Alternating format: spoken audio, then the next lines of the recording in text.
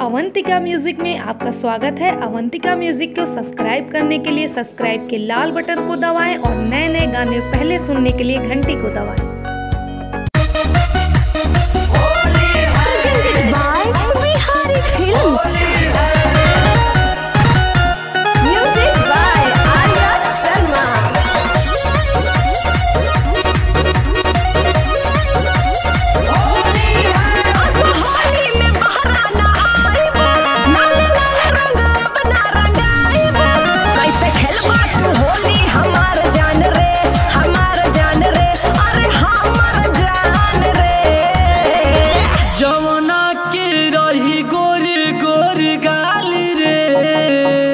अच्छा जौना के रही गोरी गोरी गाली रे उहे रही होली में हमारे माली रे।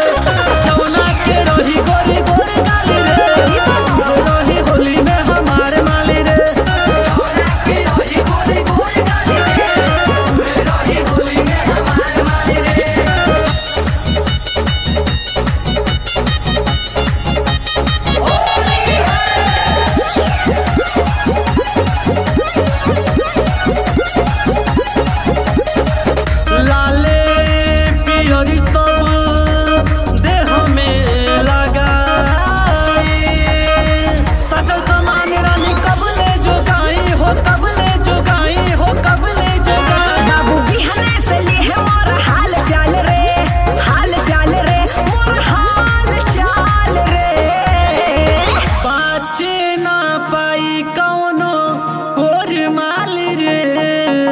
अच्छा न पाई कोनो